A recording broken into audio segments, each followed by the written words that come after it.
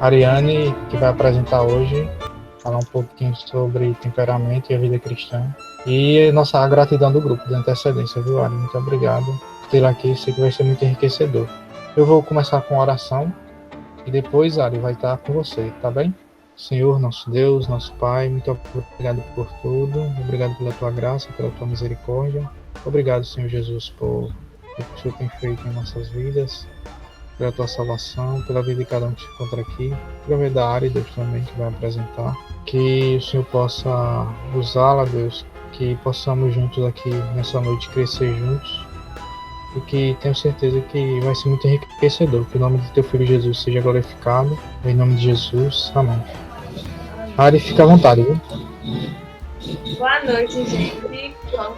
Como alguns eu já me apresentei, né? Falei com o pessoal aqui. Eu sou a Ari e, assim, o tema de hoje é um tema que eu particularmente gosto muito, que fala sobre temperamentos, né? Porque eu entendo que o ser humano ele não nasce neutro, né? A gente já nasce com a personalidade, com o temperamento, mas não é a mesma coisa. Temperamento e personalidade são duas coisas diferentes. O temperamento é aquilo que a gente puxa, digamos assim, em um termo mais informal, do nosso pai e da nossa mãe. Digamos, eu tenho uma mãe que ela é muito comunicativa, né? E o filho, ele puxa alguns traços, tipo, dessa mãe e do pai também. Às vezes o pai é super calado, é super quieto. Então, ele puxa traços dos dois temperamentos. Mas o que vai se manifestar nele é ao longo da criação, conforme o tempo vai passando, conforme os anos vão passando e também os fatores, né? Se essa criança ela vai vivenciar algum trauma, se essa criança ela vai ter o apoio necessário, que vai desenvolver algumas características e outras não, do próprio temperamento dela.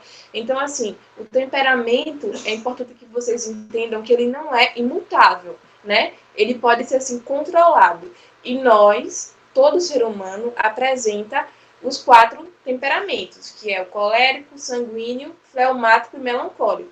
Só que vamos manifestar de forma mais acentuada 2 deles em maior proporção. Eu, por exemplo, eu sou uma melancólica sanguínea. Eu vou explicar para vocês um pouco do que significa cada um. Mas antes de adentrar nesse tema, eu quero, informar, para vocês, né? Que assim que eu li o livro, o autor ele fala uma coisa bem interessante. Ele diz assim, que o objetivo de entender sobre temperamento não é sair julgando, os nossos amigos, colegas de trabalho. Ah, tu é colérico, tu é fleumático. Porque as pessoas, elas não são uma caixinha certa, sabe?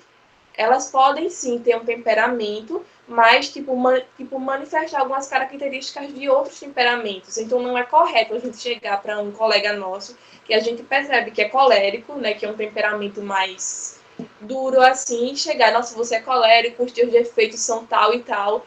Isso não é legal, a não ser que a própria pessoa ela pergunte para você qual é o meu temperamento, ela se interessa, eu queira fazer um teste. Então, a gente não deve sair apontando o temperamento dos outros. Sim, dando início. Bom, eu quero falar para vocês o que é a melancolia, né? Começando pelo meu temperamento. O que é isso? A pessoa melancólica, como o nome já diz, ela sente, digamos, com mais ênfase as críticas, ela chora, ela é mais sensível do que os outros temperamentos. Isso, consequentemente, vai influenciar na vida dela. Em um dos exemplos que eu vou citar, que vai ser Moisés, a gente vê claramente esse temperamento nele. Ele é um melancólico, topado. Ele tinha complexo de inferioridade. Ele tinha também, era depressivo. Ele é aquela pessoa perfeccionista, muito talentoso, né? Então, assim, ele é um temperamento, o melancólico é um dos mais ricos em talento. A pessoa que é melancólica, ela é talentosa, em música, em escrever poemas, é uma pessoa inteligente, é um dos temperamentos que apresentam, digamos, um QI elevado. Mas, em contrapartida a essa inteligência, tem uma alta tendência à depressão. Então, assim, na minha infância, como eu não tive uma infância fácil, né? Eu vivi uma infância muito complicada em relação aos meus pais, à minha família. Eu era uma criança muito sensível, eu chorava bastante. E, assim, eu tinha traços muito fortes, tipo, de ser uma pessoa melancólica, né? E à medida que eu fui crescendo, isso só foi aumentando. Tipo, tanto que eu me converti ao cristianismo, tipo, eu comecei a procurar a igreja aos 10 anos sozinha, porque eu pensava muito nas coisas, eu me emocionava assistindo o culto. Então a minha mente, ela é muito introspectiva, ela se volta, né, para as coisas, ela busca sentido. Eu acho que alguns de vocês que estão assistindo vão se identificar com isso. O melancólico, ele pensa demais no porquê das coisas. Um exemplo, se alguém fizer alguma coisa com você, o melancólico ele vai ficar. Mas por que fez isso comigo? Eu mesmo, quando acontecia alguma coisa, eu não ficava em paz até resolver a situação. Eu tinha que pedir desculpas, eu tinha que resolver logo a situação.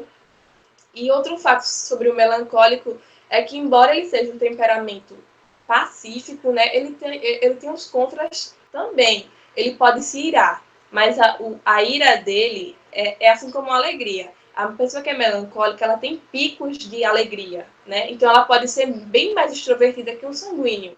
Tipo, ela pode ser super comunicativa, assim como ela pode ter um momento de ira. Antes de iniciar a live, eu estava conversando com o Edivonaldo acerca disso, que nós podemos ter um pequeno tipo pico de ira, porque o melancólico é aquela pessoa que vai acumulando, inclusive em um relacionamento, em uma amizade, em um casamento, de repente o seu cônjuge, o namorado, o amigo, é aquela pessoa que nunca reclama de nada, que ela está sempre ouvindo, mas chega uma hora que ela guarda tanto que ela explode de uma vez. E eu vou dar um exemplo aqui para vocês. Quando eu tinha uns 10, 11 anos de idade, aconteceu uma situação onde eu estava sofrendo bullying. Passou um ano inteiro, assim, sofrendo bullying. Tipo, as meninas me ignorando, me desprezando. E eu o tempo todo calada, tipo, me submetendo à pressão, literalmente. Aí teve um dia, já era no final do ano, e era o último dia, era o dia tipo das provas, e elas estavam brincando com um objeto. Aí esse objeto ele bateu em mim a primeira vez. Aí quando bateu em mim a primeira vez, aí eu peguei, sorri e devolvi o objeto. Fiquei de boa, né? Mas quando bateu a segunda vez, eu já me levantei, tipo, super irada. Falei um monte de coisa para elas. Tipo, o que eu acumulei durante um ano, eu falei. E a professora ficou assim, a sala todinha parou e ficou me olhando, tipo, sem reação. E a professora, ela entendeu, porque eu estava acumulando muita tensão. Então é isso que acontece com o melancólico. Foi exatamente o que aconteceu com Moisés. Ele estava lá, conversando com Deus lá no monte, e teve um momento que ele desceu. Ele estava com as tábuas, né, que Deus tinha dado para ele, que Deus tinha escrito. E quando ele chegou lá, ele viu o povo naquela idolatria e ele não aguentou não. Ele disse, agora. Aí pegou e derrubou as tábuas no chão e literalmente foi um momento de ira, tipo, do melancólico. Tipo, Moisés, imagine a pressão. Ele conduziu um povo que estava reclamando de tudo. Ele conduziu esse povo que reclamava de comida, reclamava do calor, reclamava de tudo e o tempo todo ali. E teve até um momento que o próprio sogro dele, ele percebeu que Moisés estava muito sobrecarregado e disse, olha, por que você não procura algumas pessoas que são pessoas capazes, que são pessoas que têm autoridade para te ajudar com isso? Aí Moisés seguiu o conselho. E isso não é bom, porque o melancólico, embora ele seja abnegado, é uma grande qualidade dele, é uma pessoa que é abnegada, é uma pessoa leal, assim como Moisés foi a Deus, ele foi muito leal, abnegado, porque, tipo, pense bem, ele abriu mão de uma vida no Egito, uma vida de conforto, de ser filho da filha de Faraó, né, de ser um príncipe do Egito, para ir conduzir um bando de povo reclamando no Egito. Então, assim, é muita abnegação. E pessoas que são melancólicas, elas escolhem profissões em que elas precisem se doar de alguma forma para algumas pessoas. Então, outra personalidade que é melancólica, eu vou citar aqui, o Michael Jackson. Ele também é uma pessoa bem perfeccionista, muito talentoso, mas extremamente problemático. Ele sofria com depressão, entre outros vários problemas. Então, assim, o melancólico ele tem suas virtudes e talentos, mas em contrapartida ele tem o fardo de lidar com a depressão, com esses fatos, né? Outro fato que me chama a atenção, que o Ronaldo colocou, bota problema, ele é bem problemático nesse sentido, mas quando esse temperamento é transformado tipo, pelo Senhor, ele se torna muito virtuoso, né?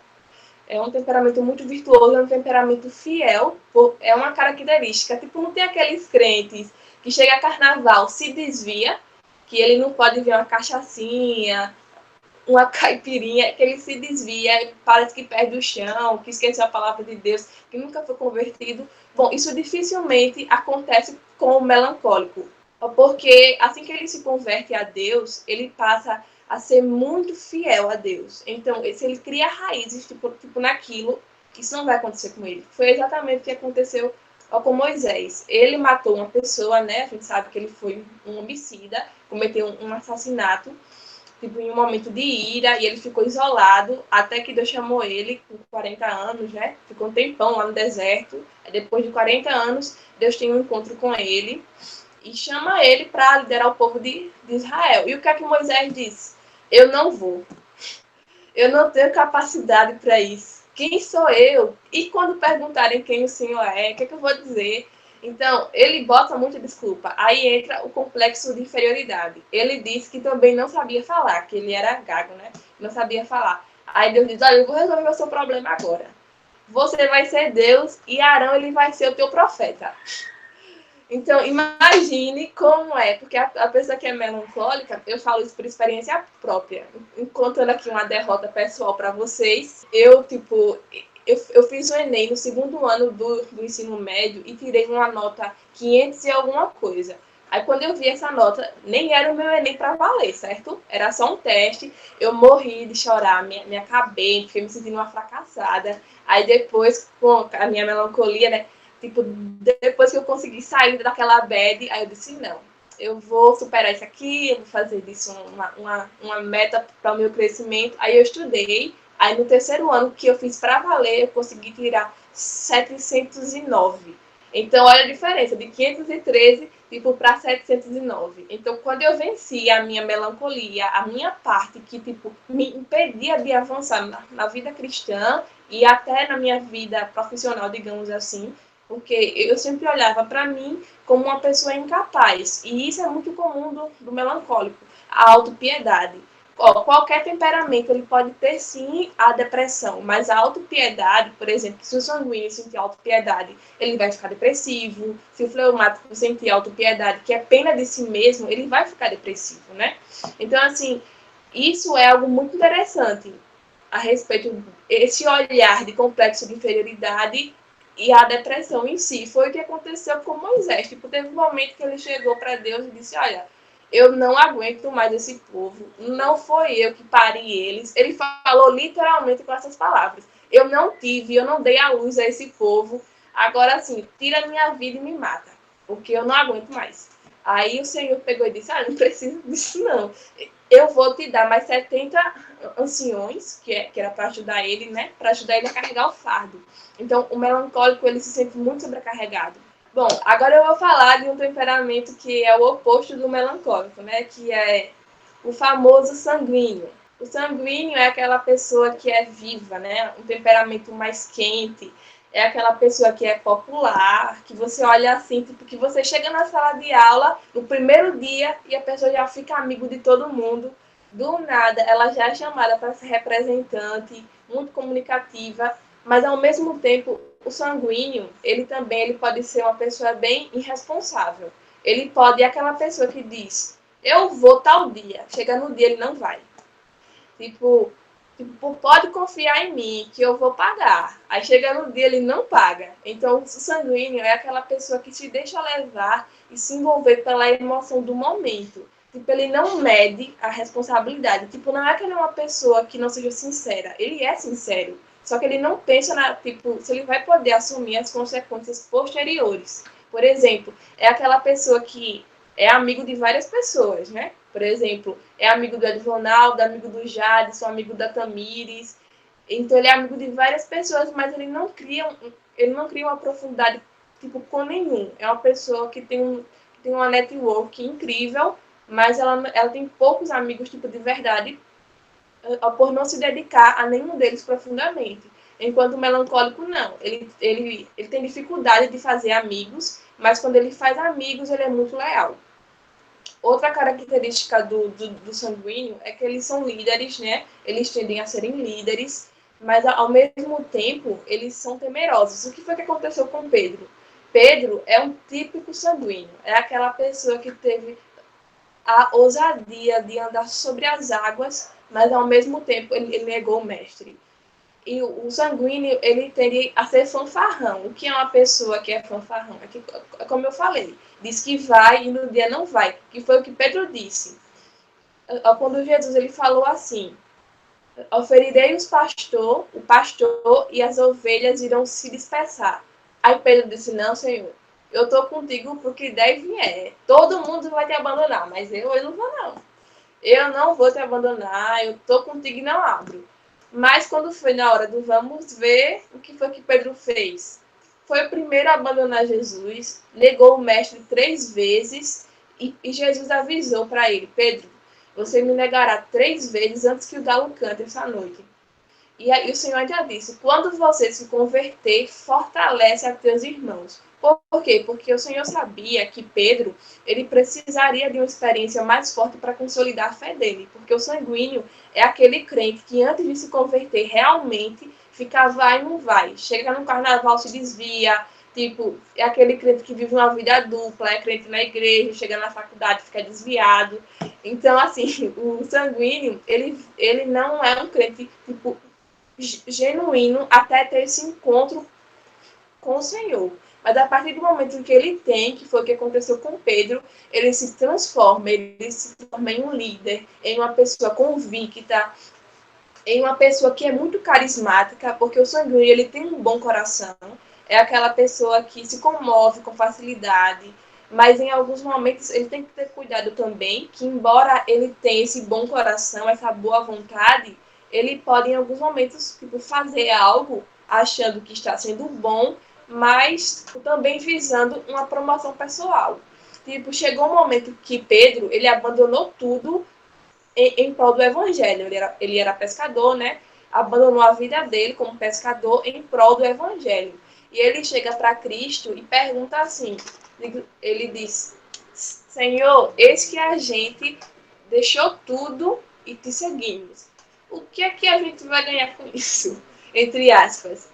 Tipo, por mais que ele amasse o Senhor, ele amasse o Evangelho e fosse devoto à causa, ele ainda queria saber o que é que ele ia ganhar com isso. Porque ele abandonou a família, abandonou a fonte de renda dele e agora.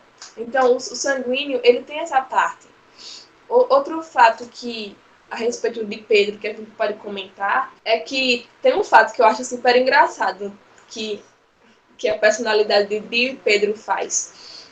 O sanguíneo, ele tem a capacidade de falar o que todo mundo está pensando, mas não tem coragem de dizer. Aí Pedro, ele chega lá no monte, né?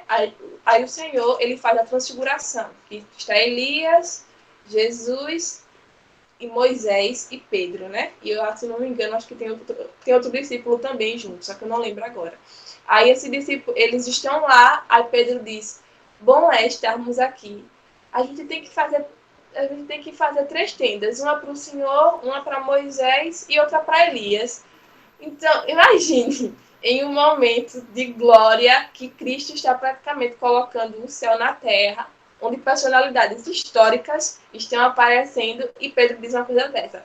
Vamos fazer uma tenda para todo mundo ficar aqui. Então ele estava tipo quebrando o propósito divino ali naquele momento, porque onde é que Cristo ia ficar aqui na terra, em uma tenda, e Moisés e Elias, que são espíritos que nem vivos estão, iriam ficar em uma tenda. Então o sanguíneo em alguns momentos ele fala sem pensar, ele fala no impulso e fala o que todo mundo queria dizer, né? Então, eu acho muito interessante essa personalidade de Pedro, essa ousadia de falar, que inclusive o Senhor aproveita lá em Atos, né, que é quando há o derramamento de espírito, e Pedro fica cheio de ousadia e começa a pregar, e as pessoas se convertem e ele é preso após. Aí interrogam ele e ele diz, olha, convém mais obedecer a Deus do que aos homens, podem me prender. Então, assim, ele ficou ousado, ao invés de negar o nome do Senhor, ele agora ele proclama com ousadia. Então, o Senhor ele pega essa impulsividade do sanguíneo e converte em uma ousadia benéfica. Isso também eu acho muito interessante. Outra coisa que eu preciso falar a respeito do sanguíneo é que ele pode se tornar uma pessoa bem inconstante. Como assim inconstante? É aquela pessoa que ela está fazendo um trabalho, mas se ela vê alguma coisa melhor, ela para o que está fazendo, esquece e já vai para aquela outra coisa. Se encanta com facilidade.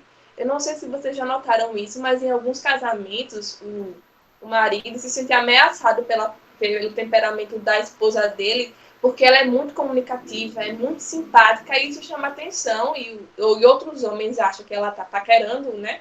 Mas ela apenas está sendo sanguínea, ela apenas é comunicativa. Então, assim, o sanguíneo ele tem que ter cuidado, porque às vezes ele se encanta fácil.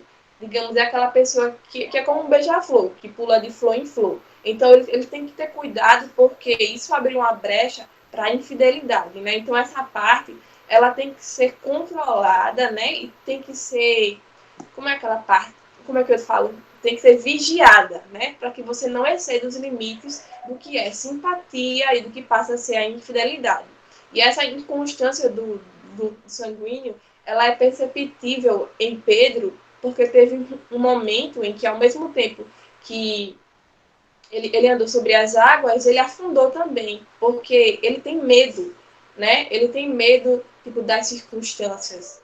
Ele acreditou que podia andar, mas em seguida, ao olhar para as ondas, ele afunda.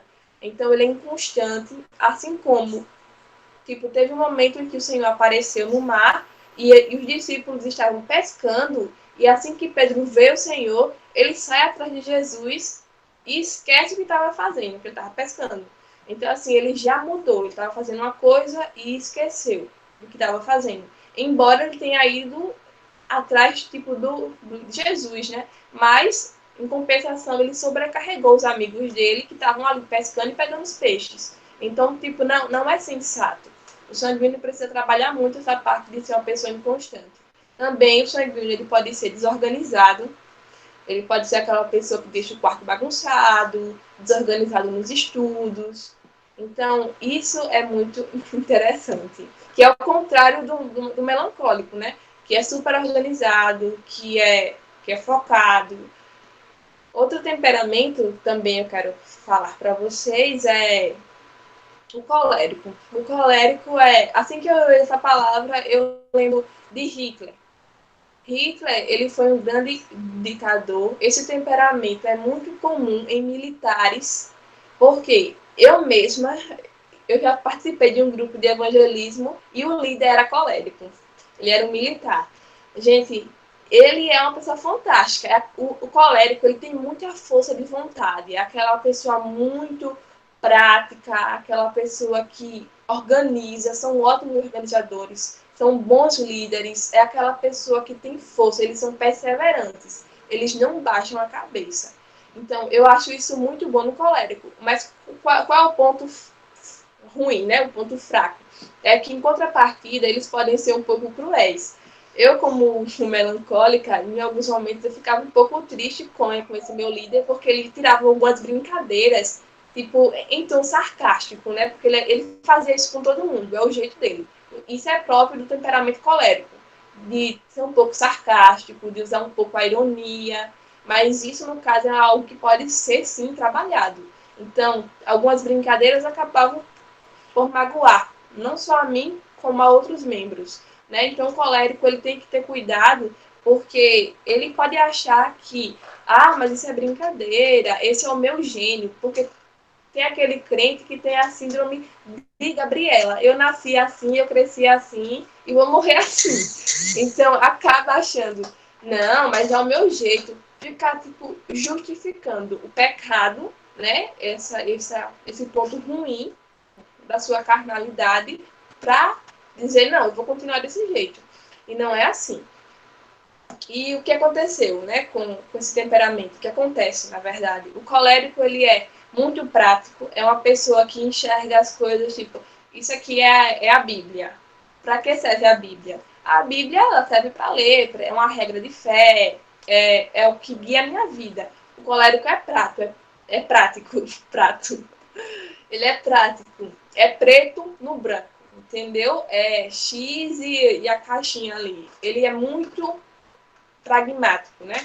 Ele gosta da praticidade. Inclusive, eu conheço outra pessoa também, muito colérica, que ele é exatamente assim, gente. Ele é uma pessoa fantástica, muito ativa, ele é um advogado de muito sucesso aqui, e ele é muito bom. Ele é muito bom mesmo no que ele faz. Tem uma oratória incrível. Então, assim, são pessoas que eu admiro pela força de vontade, mas em contrapartida, elas têm que equilibrar isso, porque elas podem ser cruéis, assim como aconteceu com Hitler, né?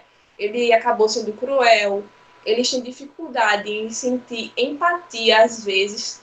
Aí você se pergunta por que em alguns momentos na igreja a gente se depara com alguns irmãos que fazem algumas coisas que você fica olhando assim e diz, meu Deus, por que essa pessoa está agindo desse jeito? Por que está falando dessa forma? É porque às vezes ela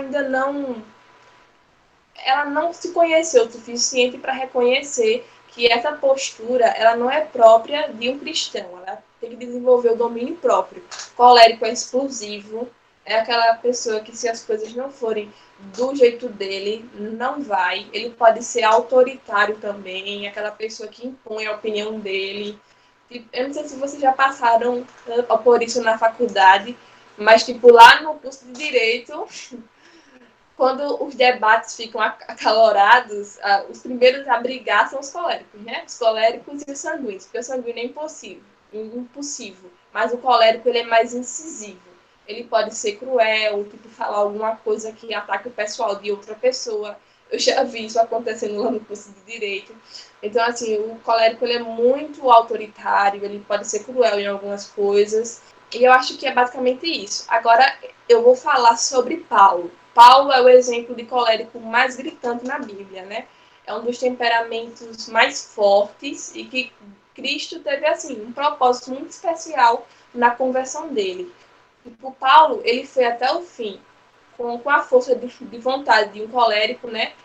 A liderança que o colérico tem, Cristo utilizou ele para evangelizar os gentios. Uma coisa que aconteceu com Paulo é que antes de se converter, ele assistiu à tortura de Estevão, né? Ele ficou segurando lá as capas e isso já é um sinal da crueldade assim que o colérico ele pode ter. Ele pediu cartas para ir para prender e para matar cristãos. Ele estava impetuoso. O colérico coloca uma coisa na cabeça e vai até o fim com ela. Ele não para. Então, naquele momento, Paulo estava obstinado. No caso, ele se chamava Saulo, né, antes. E depois, Deus mudou o nome dele para Paulo. Então, Deus mudou o nome dele para Paulo. Então, eu percebo que nesse momento, Deus, onde ele teve um encontro com Saulo, e ele mudou o nome dele para Paulo, que quer dizer pequeno.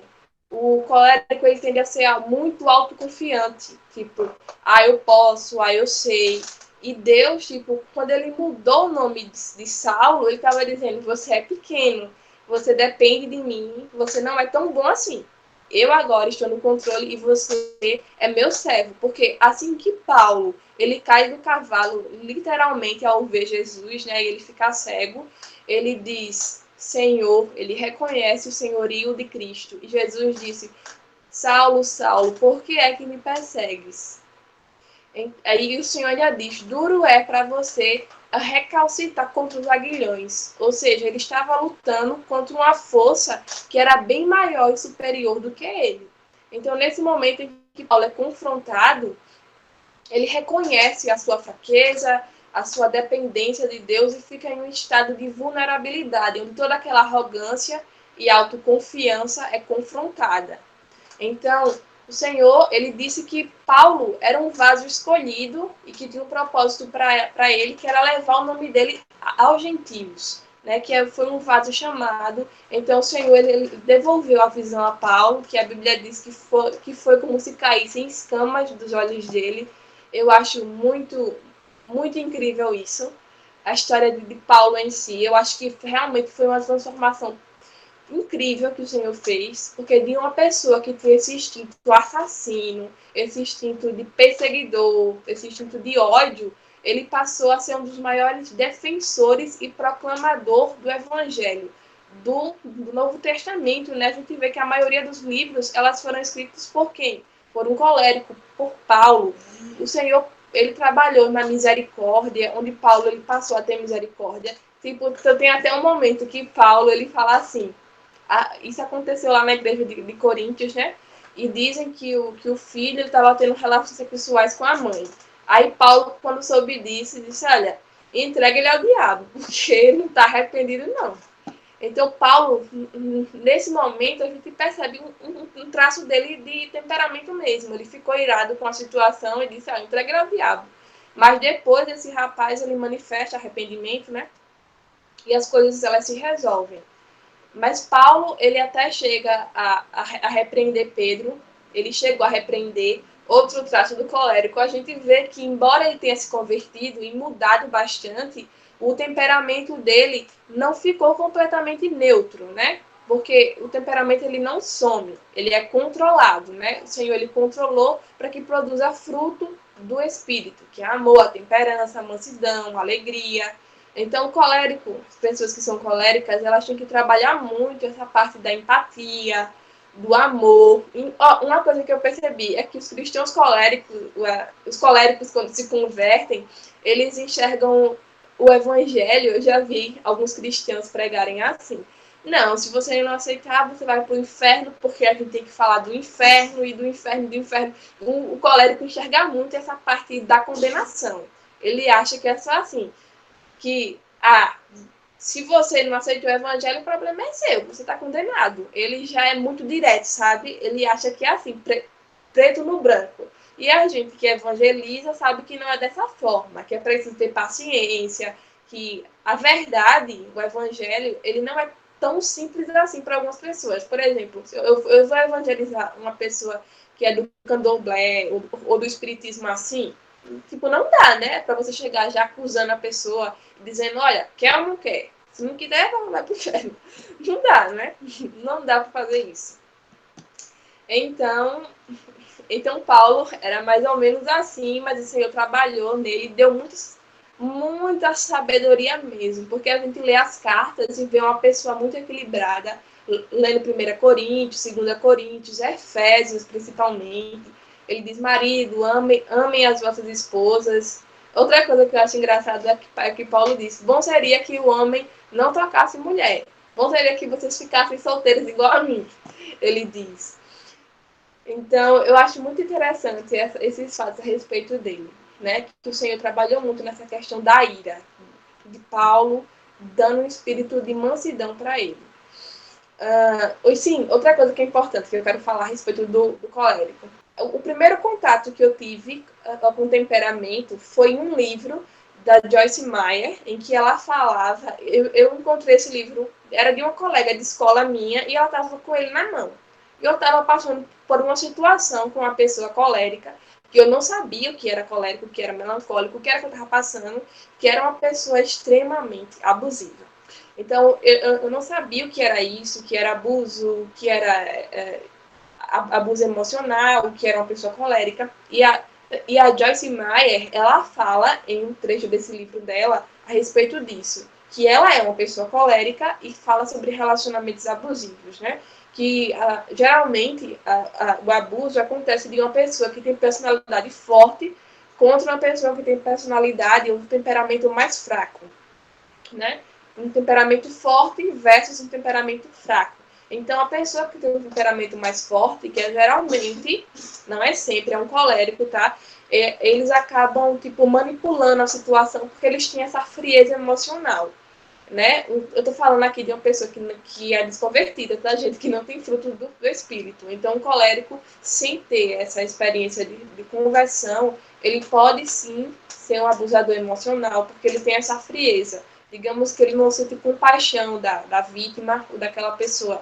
E eu estava passando por uma situação assim, onde a pessoa era extremamente colérica, ela tinha todos os traços. Era explosiva, gritava, tipo, falava coisas absurdas. E eu estava alheia à situação. Eu não entendia o que estava acontecendo comigo naquele momento, porque eu achava que era uma pessoa cristã, era uma pessoa da igreja. Aí depois eu percebi que realmente era uma pessoa que não tinha frutos do Espírito Santo, que não tinha se convertido ainda, e que por isso ela manifestava aquelas ações. E eu tentava dizer, olha, essas suas ações, elas não são adequadas, você precisa, tipo, mudar, né? Porque, tipo, era uma amizade abusiva, né? Onde a pessoa estava me tratando mal, gritava, elevava a voz e era explosiva.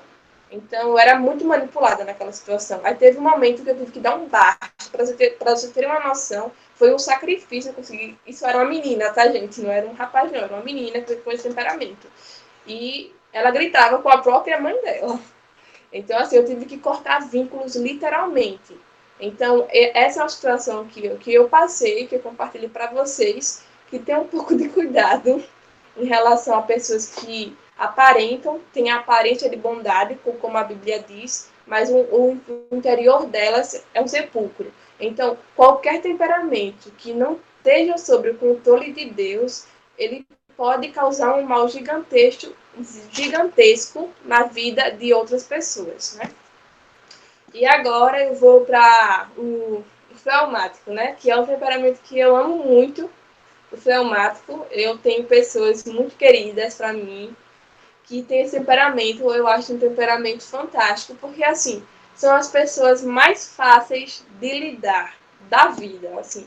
São pessoas muito tranquilas. O fleumático é aquela pessoa que é muito pacificador, que não briga, que, por exemplo, tipo em um trabalho em grupo, o que você mandar fazer, ele faz. Não vai arrumar discussão, ele não se magoa com facilidade, é uma pessoa muito tranquila.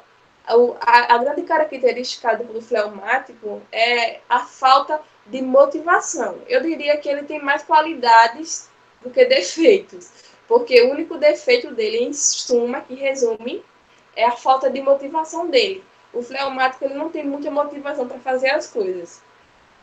Eu tenho uma grande amiga que ela é super fleumática.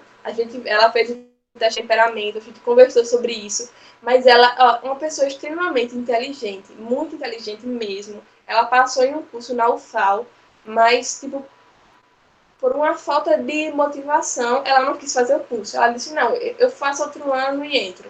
Então, assim, apesar de serem pessoas muito tranquilas, muito calmas, em alguns momentos elas podem apresentar essa falta de motivação. Tipo, não, eu não vou. É aquela pessoa que o teto cai e ela tá de boa. Tipo, o fleumático é um dos temperamentos que os médicos possuem. Porque imagine, uma pessoa chega lá morrendo, ela dá entrada na emergência, sangrando, e tem médico na maior calma do mundo, que coloca até uma óperazinha para escutar o fundo, na maior tranquilidade do mundo, e lá, ele tá estancando sangue, ele tá costurando o corpo daquela pessoa, de boa, assim.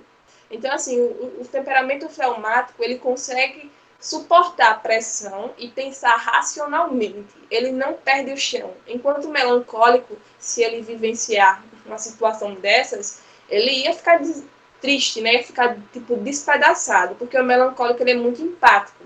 Ele sente literalmente a sua dor.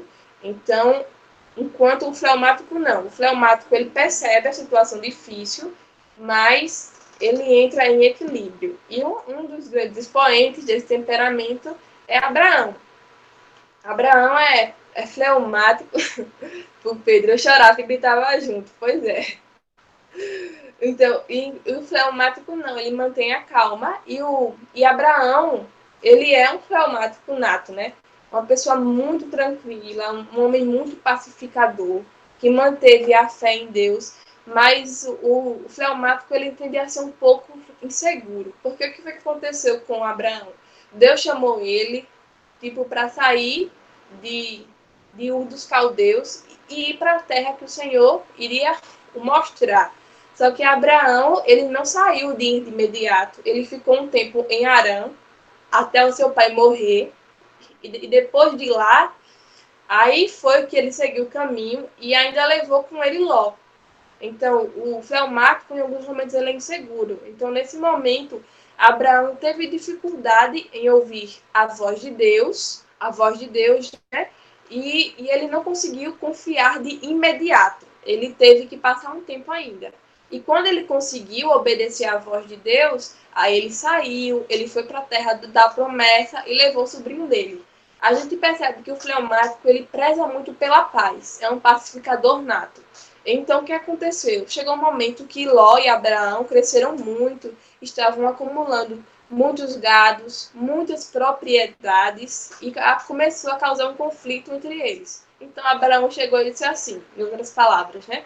Olha, fique em paz, escolhe o lado que você quiser. Se você quiser a campina, eu vou para o deserto. Se você quiser o deserto, eu vou para a campina. Escolhe. Ele deu oportunidade, para você ter uma noção, de Ló escolher o que era mais vantajoso. E Ló escolheu a campina, tipo, desde aonde tinha água, né? Ele não escolheu só a campina, ele escolheu aonde tinha água, ia ser a fronteira, e a planície, né? Onde era verde. Então, Abraão, ele deu a oportunidade de Ló escolher o que era mais vantajoso. Então, é uma pessoa que não faz questão, que não faz questão, né? Que é uma pessoa muito tranquila, o fleumático.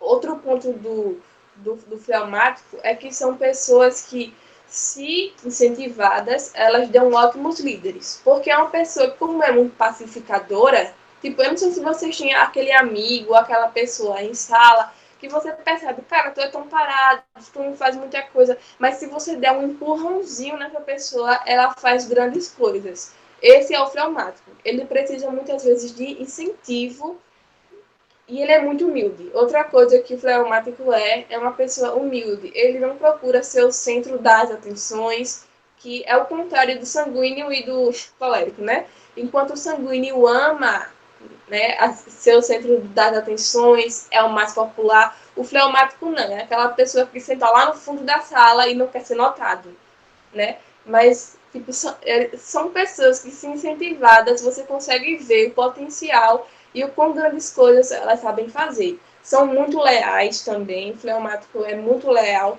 Abraão provou a lealdade dele e ele ia sacrificar o próprio filho, né? Porque o Senhor pediu para ele, o único filho dele, que era Isaac, e Abraão não negou. Então, são extremamente leais. Outra coisa que aconteceu também é que Ló ele foi raptado, né? E o que é que Abraão fez? Abraão pegou, chamou um grupo de pessoas, ele foi lá resgatar durante a noite, prendeu o pessoal. Então, o fleumático ele tem essa calma de ser estratégico, né? Ele planejou a situação, ele viu qual era o melhor horário para atacar, ele trouxe Ló de volta em segurança. Então, assim, a gente percebe que é um temperamento analítico, calmo e que age bem sob pressão. E o melancólico também. O melancólico também é analítico, ele consegue analisar as coisas. Uma coisa, eu não sei se isso já aconteceu com vocês. Uma coisa que acontece é que o melancólico, ele sente o ambiente. Tipo, ele chega em um lugar e muitas vezes ele percebe coisas que passaram despercebidas ao sanguíneo. O colérico muito menos nem notou, mas o melancólico ele sentiu. Ele olha para aquela pessoa, ele sente nas palavras, ele sente naquele ambiente que tem alguma coisa errada. Então, eu acho isso muito interessante. Uma coisa que aconteceu comigo foi que eu senti isso, tipo, em relação a uma pessoa, e eu ignorei. Entendeu? Eu ignorei. Eu senti que tem alguma coisa errada. Eu fiz a análise daquela pessoa e eu senti que tem alguma coisa errada. Vai dar errado, vai dar errado. Mas mesmo assim, eu fui em frente. Aí depois eu quebrei a cara, né? Eu vi que realmente estava certa. Então, em alguns momentos, Deus dá essa sabedoria ao melancólico. O melancólico consegue analisar a situação e ver algo que outras pessoas não estão vendo, porque ele tem essa empatia extrema. Tipo, tanto para sentir o que é bom quanto para sentir o que é mal. Então, se você quer fazer um projeto, você quer montar uma empresa, chame um melancólico que ele vai dizer que vai dar errado. Agora, se você quer um líder, tipo, para sua empresa, chame o colérico, que embora ele seja um pouco cruel, entre aspas, né, ele possa falar alguma coisa que magoe os funcionários, ele vai colocar a sua empresa para frente. Uma coisa que o Tim Lyer, ele fala no livro dele, é que ele conheceu um cara que é colérico, que ele pegou uma empresa que estava falindo, pegou uma empresa que estava falindo e conseguiu a empresa, tipo, ele conseguiu fazer com que aquela empresa tivesse um super sucesso. Ele saiu, tipo, do zero, da falência, para conseguir que aquela empresa ficasse muito bem economicamente. Então, ele era um colérico. Ele tinha esse senso, essa perseverança, essa autoconfiança. O colérico, ele sabe lidar com os riscos. Então, esse cara, esse empresário, que o autor fala, ele conseguiu. Mas ele disse que, embora ele fosse colérico, era uma pessoa extremamente amorosa, que teve um temperamento completamente moldado pelo Espírito Santo, que ele conseguiu anular suas características ruins. Então é isso que eu quero que vocês entendam, que todo temperamento ele tem prós e contras, né? Mas ele pode ser sim controlado, você pode mudar e você pode ser uma pessoa diferente. O melancólico, ele pode vencer a sua depressão. O fleumático, ele pode vencer a sua inatividade. O colérico, a sua crueldade. O sanguíneo, ele pode vencer a sua inconstância, a sua desorganização. Então, assim, ambos têm virtudes e qualidades, né, que podem ser mudadas. Então, eu quero que vocês entendam isso, que é um conjunto que todos nós temos. Nós temos os 4 e manifestamos 2 de forma especial. Então, hoje, vocês olham que eu consigo falar em público, eu consigo conversar com vocês, e eu entrei em uma profissão que eu nunca achei que eu iria entrar, que é direito. Que é uma profissão onde você trata, você se comunica com as pessoas. E eu amo me comunicar. Mas eu não sabia que eu gostava de me comunicar porque eu era gaga. É por isso que eu gosto de Moisés, ó. Gaga, complexo de inferioridade, tipo, essa parte de ter ansiedade e depressão. Então eu super me identifico com ele, porque em vários momentos eu tive que romper as minhas limitações e confiar literalmente em Deus, porque eu orei para o Senhor e disse, olha Deus, eu não sei que curso eu vou fazer, eu peço que o Senhor me direcione, me coloque em um lugar onde o Senhor sabe que lá eu vou frutificar e eu vou trazer frutos para a sua glória. Eu só comecei a falar em público a partir do momento que eu me converti, porque antes eu gaguejava, eu era muito insegura, eu achava que eu não servia para isso, que eu não sabia de nada. Então Deus, ele foi trabalhando isso em mim e mostrando que não é assim. Uma grande coisa que eu lidei como melancólica, que foi um desafio, era porque eu sentia tipo, tão profundamente as minhas falhas que isso me impedia de sentir o amor de Deus. Eu achava que, por exemplo, eu falhei, eu errei hoje, porque o melancólico ele tem essa busca pela perfeição, né? E ninguém é perfeito. Então, a partir do momento que eu comecei a entender que Deus ele não buscava em mim a perfeição, né? Tipo, a santidade extrema, você não pode errar. Ele ia ser um pai amoroso, que quando eu errasse, iria continuar me amando, iria me reerguer. Então, eu passei a deixar de ser tão exigente assim, ao ponto de não conseguir sentir o amor de Deus, o que também é errado, né? Porque a gente tem que sentir que Deus é justiça, mas ele também é amor. Tipo, nem só ser amor e não ser justiça, e nem só ser justiça, ser um carrasco e não ser amor, porque acima de tudo, ele é o nosso pai, né? Ele é o nosso pai e nós temos que ter essa identificação tipo, com o Senhor. Foi o que aconteceu com Moisés. Ele se sentia tão culpado pelos erros dele, que ele cometeu um assassinato, que ele se isolou lá no deserto, ficou lá sendo pastor de ovelhas com a mulher dele, ficou lá um tempão até que Deus chamasse ele. Quando Deus chamou, ele disse que não iria porque não tinha capacidade. Né? Então isso acontece muito com o melancólico. A gente tende a se isolar nos nossos pensamentos, ter esse complexo, se fechar e com contrapartida, tipo, Deus me ajudou nessa parte e eu consegui desenvolver a minha parte sanguínea, que é essa que vocês estão vendo, de ser comunicativa, de ser brincalhona, de ser uma pessoa, tipo, de fazer o que Deus quer que eu faça, de não ficar inventando desculpas, né, para não fazer a vontade do Senhor. Então, o Senhor, ele tem me dado graça nisso. Outra coisa que o melancólico, que eu percebi também em mim, né, ao longo... Eu sou muito curiosa a respeito disso, é que eu consigo lidar bem com a pressão. Eu lido com a pressão, mas como eu falei, tipo, no início, a pressão, se eu não conversar com alguém, se eu não falar a respeito dela, ela pode acabar explodindo. Tipo, eu lido com a pressão, aguento por um bom tempo. Mas se eu não tiver uma válvula de escape, tipo, seja ela com uma pessoa da minha confiança, para falar a respeito disso, eu acabo explodindo. O que não acontece com o fleumático. O fleumático é muito tranquilo. Uma experiência que eu já passei é que eu lido muito bem, por exemplo, se alguém falar alguma coisa comigo, digamos, alguma acusação injusta, uma coisa que eu não fiz, ou me tratar mal, eu não sou de revidar, eu não sou de ficar irada, mas, tipo, isso por um longo tempo, isso vai ter um efeito, que é na minha saúde, né? E eu desenvolvi ansiedade devido a esse acúmulo. O que acontece com uma pessoa melancólica? Ela acumula pressão, né? Ela escuta uma ofensa e ela guarda para ela. Ela fica na cabeça, fica matutando aquele pensamento, ela não esquece. O sanguíneo, não. O sanguíneo, se você ofender ele vai esquecer, ele não vai nem lembrar. Uma hora depois ele já esqueceu. E o melancólico não, ele vai estar com aquilo na cabeça. Então você percebe que são personalidades bem diferentes, mas que isso, o Senhor, ele trabalha. Eu aprendi muito tipo, a deixar as coisas de lado, a não colocar na cabeça e a saber, tipo, separar o que é meu e o que é dos outros. Tipo, algumas coisas falei, repetir, elas dizem mais sobre o outro do que sobre você. Então, é uma grande caminhada onde você vai conhecer a si mesmo e Deus ele vai moldar você nas suas forças e fraquezas. Então, é isso, gente. Eu espero que tenha sido edificante para vocês. E é isso, eu estou muito feliz.